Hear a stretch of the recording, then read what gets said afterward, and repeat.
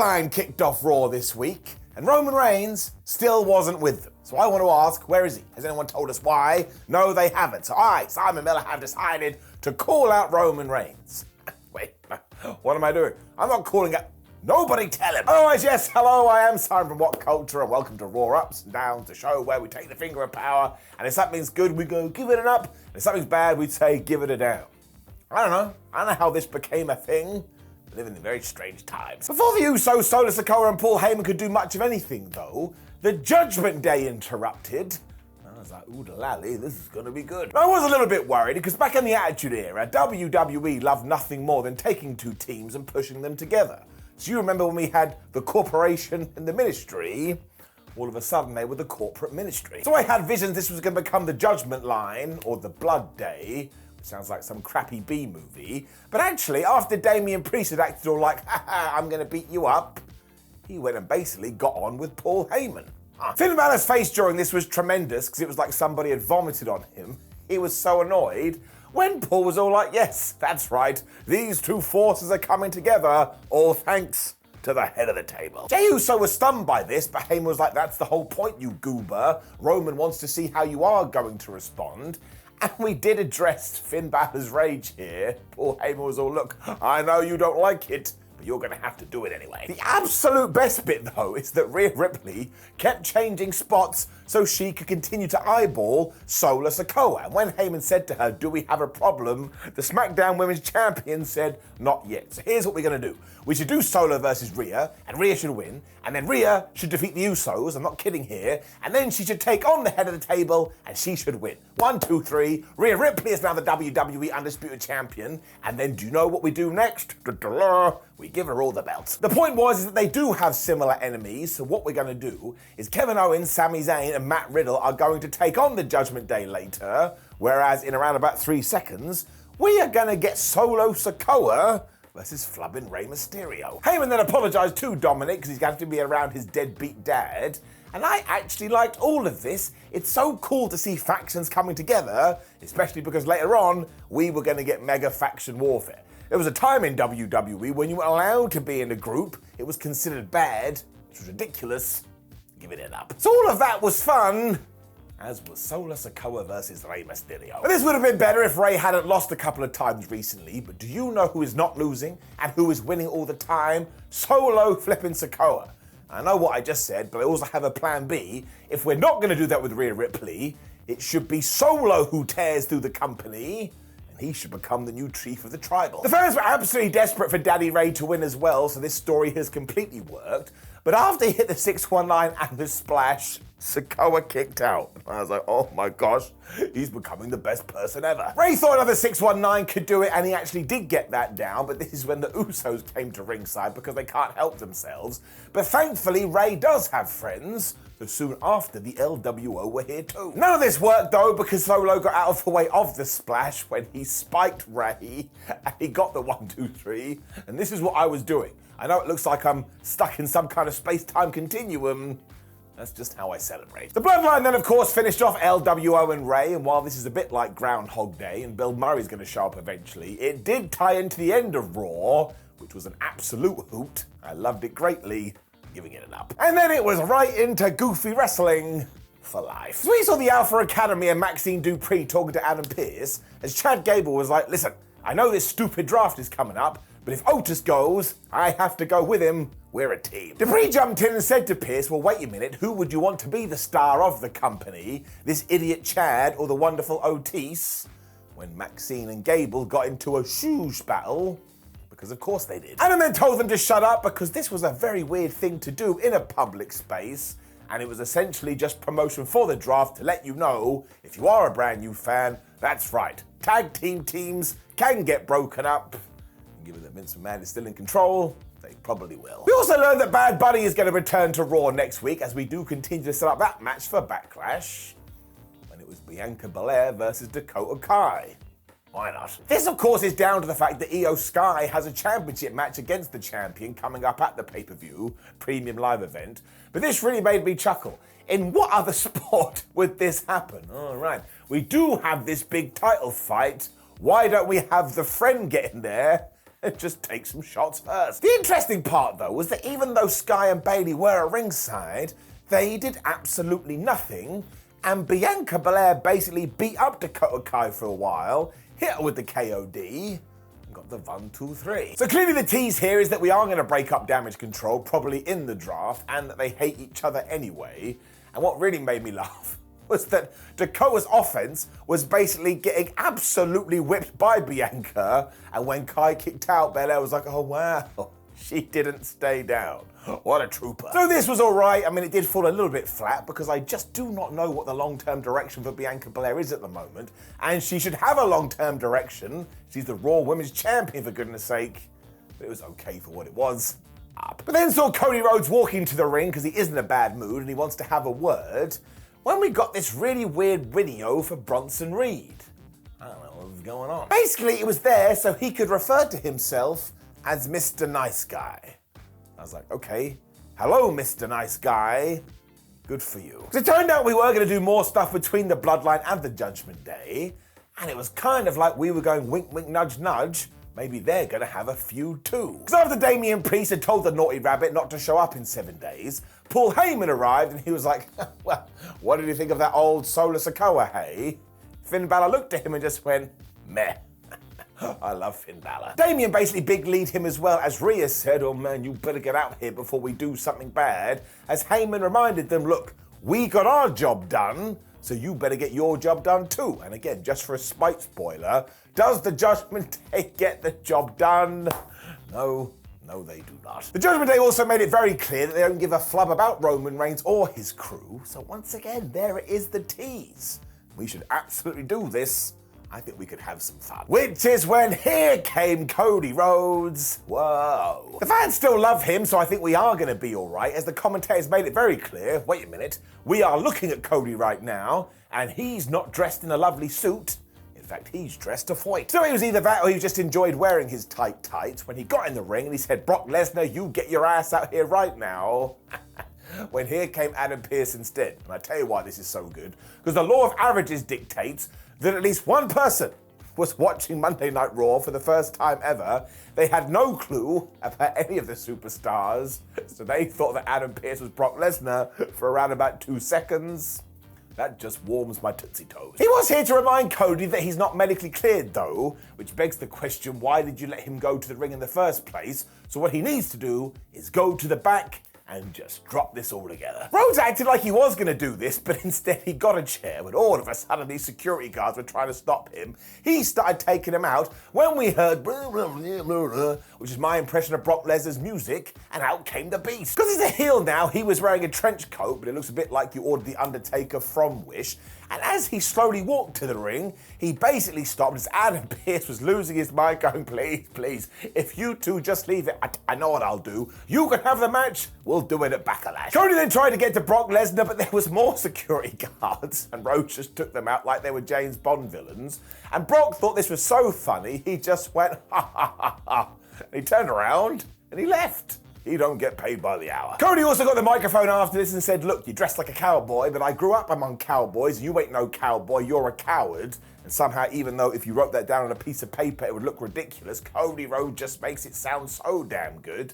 And this feud is absolutely great. The only real shame is that it's not for the WWE title. We still do need this big promo from Brock where he explains himself, but Backlash is ages away right now, so we can take our time. And this got me really fired up. I'm slightly worried that Cody Rhodes is going to lose. I don't know what we do then, but I worry about the here and now.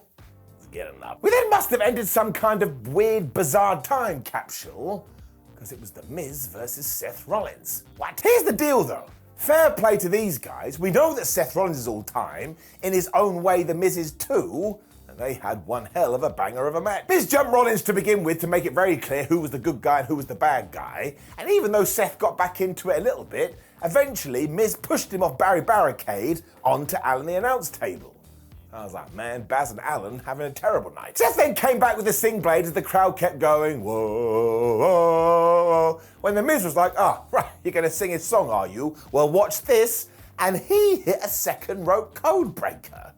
terrific. He also went for the most devastating move in all of sports entertainment, the surprise roll-up, after he had got his knees up following an attempted frog splash by Seth Rollins. And when he wasn't able to get the 3, he went right into the figure 4. So I was like, man, The Miz, he got his working boots on. Miz even avoided the stomp and hit about 792 DDTs. That's not true. But because he just kept upping the ante, he actually had me believing, which makes me a little bit of a goober. Because eventually Seth was able to hit his awesome Superplex Falcon Arrow Mortal Kombat combo. He was able to get the stomp and he got the 1, 2, 3. But do not worry about that. This kind of just existed in the middle of Raw because we had to do something, but they get a round of applause from me. I'd take it again, to be honest with you. Kevin Owens, Sami Zayn and Matt Riddle were then backstage. It was planning time. Zayn mentioned to Owens that Riddle had an idea, and straight away Kevin was like, I don't want to hear from this guy. Why don't you just leave it to us? And he was kind of right at first. Riddle was like, right, listen, Solas Akoa uses his thumb, so I was thinking, why don't I attack him with my big toe? The way Kevin Owens reacted to this, it was wonderful. It actually turned out to be a little bit of a ruse because as KO was melting down as a human being, Riddle was like, look, I'm not being serious. The Bloodline took me out for months, they took out my partner, and they stole my tag team titles. I don't want to go out there and be a goof. I want to go out there and kick their ass. Yeah. Matt then stormed out because he was so riled up as Owens was all like, I told you, Sami Zayn, you should have listened to him. But Sam didn't care because he was just so happy that everyone was getting on. Now, call me a little bit of a conspiracy theorist, but once again, this kind of felt like WWE were teasing some sort of problems between Kevin Owens and Sami Zayn, but I'm going to leave it there and hope that I was wrong. But this was just a lovely segment. All these guys are so damn good. We then had more madness next, because it was Bobby Lashley versus Austin Theory, a match I'm pretty sure we've seen 98,760 times. The US title wasn't on the line either, and they basically spent most of this throwing each other into Rita the ring post. So I sat there going, why do you have a problem with Rita now? Without her, do you know what would happen to the ring? It would fall down on the floor. Bob Kelly had this one too when he applied the Hurt Lock, which is when Mr. Nice Guy, Bronson Reed, just turned up and he attacked Lashley, which of course meant it was a disqualification. He started to beat up Bob when Lashley did fight back and tried to apply the Hurt Lock, but this is when Austin Theory was back. He booted Bobby in the back of the head when Bronson Reed climbed to the top rope and he hit that tsunami. And I tell you, because he is such a big guy, it's always pretty damn impressive. It did make Bronson look a bit like a moron because look, if Bobby Lashley had beaten Austin Theory, he could have then challenged him for the United States Championship. He could have won the thing, and then Bronson could be like, oh, by the way, we drew last week, so I think I get first dibs. Why do I have to be everyone's manager? Now, I am going to give this an up because I do enjoy this feud being stretched out. But when it gets to Austin Theory, what the hell has happened? Because honestly, I need someone to tell me what was the plan after WrestleMania. So here's what we're going to do. We're going to have Austin Theory versus John Cena. All right, yeah, that sounds great. And get this, Austin is going to beat John. Oh my gosh. Then what? I don't know. Who am I? The Booker? Yes. Well, flub you. I mean, that had to be it. It had to be. Because Theory defeated John Cena, one of the best of all time. And as of right now, he hasn't benefited at all. Doesn't make any sense. That's like 2 + 2 = potato. Down. Which brought out Trish Stratus. She wasn't very happy. Because her big point here was that when she first debuted for WWE, women's wrestling was considered a joke. And do you know who changed all that?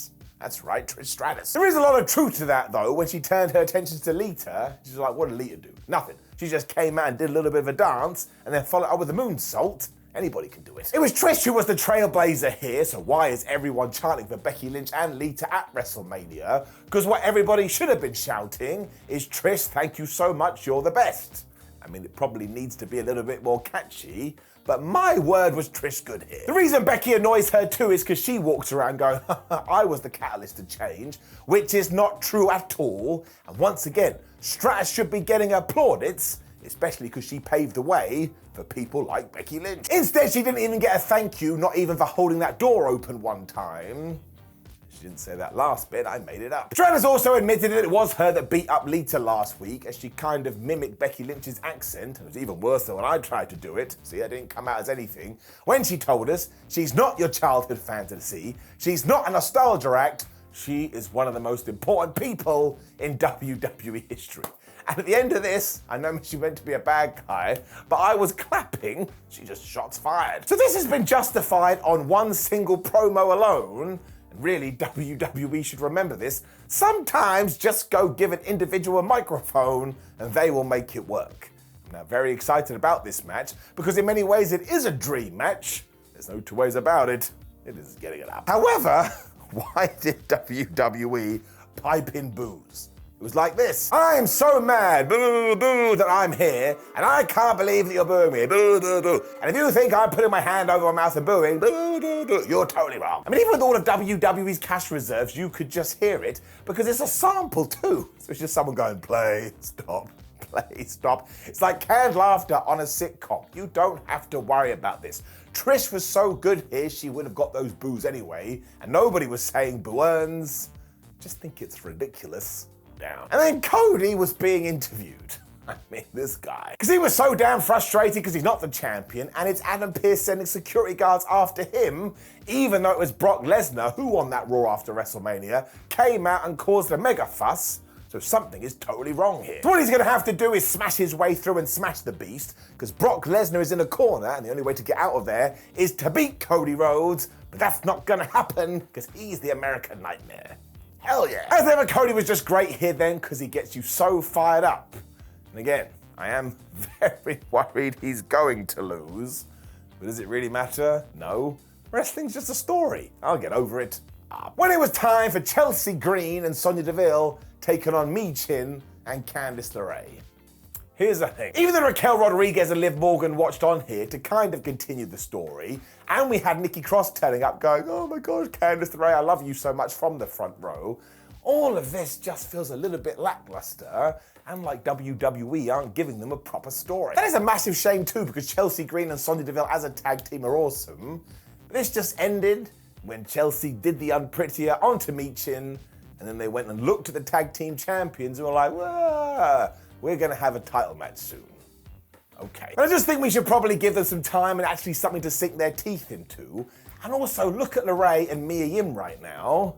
I mean, they ain't doing much of anything. Because essentially wrestling is best when you have an awesome narrative holding everything together. And this just doesn't have it. And it absolutely could. It would take all of 2 weeks. It's got to get it down. Which is when I think WWE went, oh wait, we've got a bunch of important superstars. We haven't featured them for ages. Whoops. Because basically the Street Profits, Baron Corbin, Elias and Rick Boogs were hanging out backstage, and they were like, the draft is coming up. I wonder what's going to happen. Please tune in. This is when Tozawa arrived, and he was all like, oh man, Rick Boogs, you're a massive star. Whereas you, Elias, you suck. And you're probably going to be drafted last. This is when Corbin returned. He's like, man, Tozawa, that was a good joke. To which Tozawa instantly responded, well, you better shut up because nobody likes you. It was kind of funny. So it does kind of feel like we're probably not going to draft Baron Corbin or something. And if this doesn't end with sad Corbin coming back, I don't know what we're doing. When the Usos were here and they were like, oh, we're going to win at Backlash and we're going to become the tag team champions again. I tell you, given what's happening in Saudi Arabia now with Night of Champions, I'm actually a little worried that's going to happen. Watch this space. Which did indeed bring us to our main event, which was Kevin Owens, Sami Zayn and Matt Riddle taking on the Judgment Day. And it made me feel all warm and fuzzy in my tum-tum because I love these guys. And it's tremendous that right now, they're all holding up WWE. Finn Balor was being an ass right away because he went after Kevin Owens. And do you know what happened when he threw him to the outside? Rhea Ripley just wrecked KO with this clothesline. So once again, I was like, wait, Kevin Owens is the tag team champion. Give that to Rhea Ripley too. Riddle got a tag soon after that and he beat up Balor. And he also tried to do a dive. And Damian Priest grabbed him and chokeslammed him into the ring apron.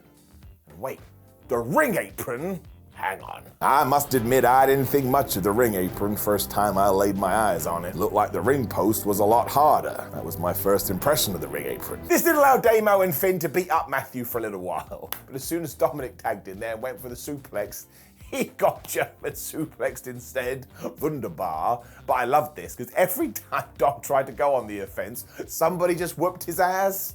He totally gets his character and I love it. This meant Zayn could get the hottest tag, but he too went for a dive when Dominic was kind of getting involved. But once again, he got sunset flip power bombed, and this was a horrible bump Stepping back into the real world for a second, I hope he is okay. I don't look very nice at all. Ripley then had enough, so she crotched Sami on the top rope, and finally the referee did say this, so he was like, man, you're gonna have to leave. But if I was Rhea, I would have just gone backstage and then turned around and come back out again, because that's what the Usos did on SmackDown. There ain't no rules. Owens then decided he went back in, but actually missed a senton, which allowed Dominic to get the tag to Finn Balor. So this was wonderful, because KO and Finn are just wonderful.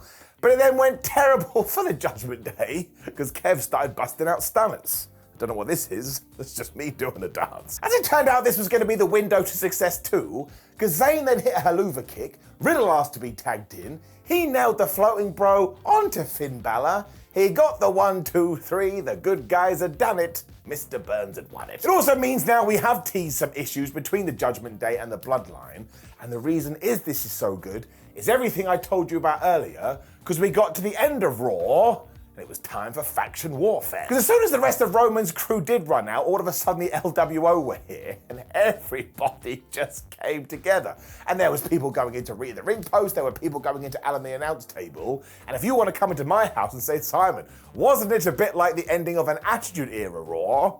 I'd be like, yes, it was. It was just carnage. It also meant the good guys were standing tall at the end, so once again, the Bloodline and the Judgment Day coming together did not help at all. And I'm very intrigued to see where this is going. Like, if we were close to the Survivor Series, we're like, oh man, we're going to do a bunch of multi-man matches. But still, there's something to all this. And when Raw did end, I was like, ha ha, that's how you do it. It's getting it up. Which actually was how I felt about all of Raw. I mean, there are a few downs in there because a few people are directionless. But otherwise, I think there's something to this Backlash show. I'm giving it an up. Now, please do like the video, share the video, and subscribe, and leave a comment below and let me know what you thought about the show, because that's more important than anything. And there's some magical videos on the screen. Give them a click and see what happens when you go to WhatCulture.com and read the Raw Ups and Downs article. I don't write it, so you'll get different opinions. And you can follow us on social media at WhatCulture WWE and Simon Miller 316. My name is Simon for WhatCulture. Thank you very much for watching me as always. I appreciate your time, and I will see you soon.